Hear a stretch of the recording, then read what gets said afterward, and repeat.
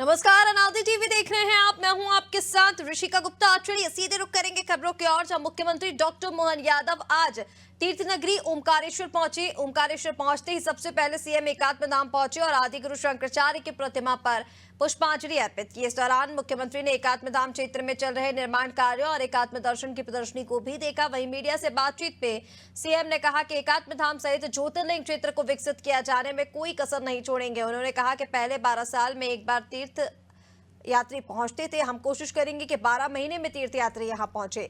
मुख्यमंत्री ओमकारेश्वर ज्योतिर्लिंग मंदिर पहुंचे और भगवान भोलेनाथ के दर्शन भी किए। बाद में वह ब्रह्मपुरी घाट पहुंचे और अपने गुरु की पैदल नर्मदा परिक्रमा यात्रा में शामिल हुए।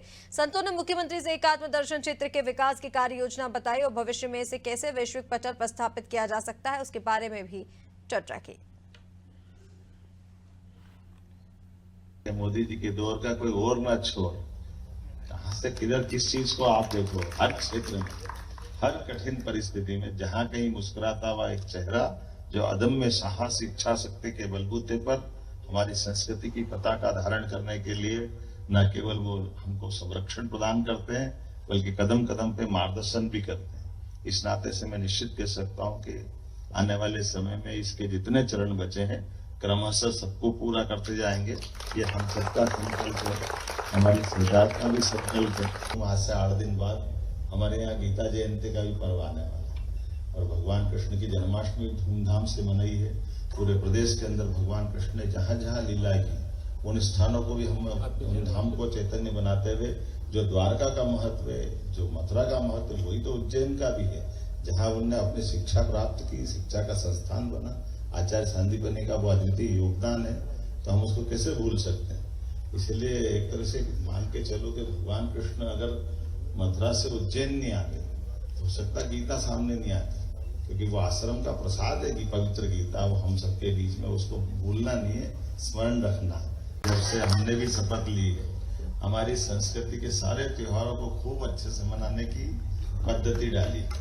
समाज जब उत्सव त्योहार का आनंद लेता है तो उस उत्सव त्योहार में सरकार दूर कैसे रह सकती है। सरकार का सहकार तो होना ही चाहिए। सरकार उस उत्सव धर्मिता को, संस्कृति को समझने की जरूरत है। इसलिए हमने तो आपको सबको बताना चाहूंगा कि मकर संक्रांति को भी हमने नारी सशक्तिकरण का नाम दे करके, मकर संक्रांति हमारे लिए जब तिल तिल करके दिन बढ़ता है तो दिन बढ़ता प्रकाश हमारी दुनिया में अपनी मूल भाव को जीवंत करे, अंधकार से प्रकाश की ओर जाने का संकल्प अपन मकर संक्रांति पे लेते हैं। कि गुड़ी पड़वा का आनंद लेते हैं। शिवशेखर जी यहाँ है, हमारे यहाँ उज्जैन में हमने विक्रमोत्सव भव्य रूप से मनाने का इसका प्रकल्प चालू किया और आप पूरी दुनिया में विक्रमादित्य के विविध पक्षों से हम सबको अवगत करा रहे हैं। हमारी अपनी संस्कृति की विशेषता भी ऐसी है कि जहाँ हमारी अपने व्यवहार से, आचरण से, कोई कारण से कोई कुरीतियां बन जाती है, कोई दूसरी चीजें बन जाती है, तो फिर काल के प्रवाह में परमात्मा ही हर युग में आकर के कोई ऐसा महापुरुष अपने देश में खड़ा करता है जो फिर पूरे देश को एक दिशा देता है, वो सन्मार्ग की तरफ ले जाता है। ये हमारी काल के प्रवाह की है। जैसे गंगा हिमालय से कभी सूखती नहीं है, उनकी अपनी बूंद बूंद अमरकंटक से मां नर्मदा का प्रवाह अविरल बहता रहता है। उस अविरल बहने के समान हमारी ये जो संस्कार पद्धति, ज्ञान पद्धति, हमारी संस्कृति की चिरातन धारा, इस धारा के माध्यम से ऐसी विभूतियां जन्म लेती जिससे मानव सभ्यता गौरवान्वित होती है, देश गौरवान्वित होता है। पवित्र ज्योतिर्लिंग ओंकारेश्वर धाम पर भगवान आचार्य शंकराचार्य, आदि शंकराचार्य प्रकल्प को देखने का आज मुझे मौका मिला और न केवल उनकी अपने इस स्थान पर आकर के उनकी प्रतिमा के दर्शन किए, बल्कि यहाँ के सभी आध्यात्मिक विभूतियों से भी मिलने का मौका मिला। ये पूरे प्रोजेक्ट को समझने का मौका मिला।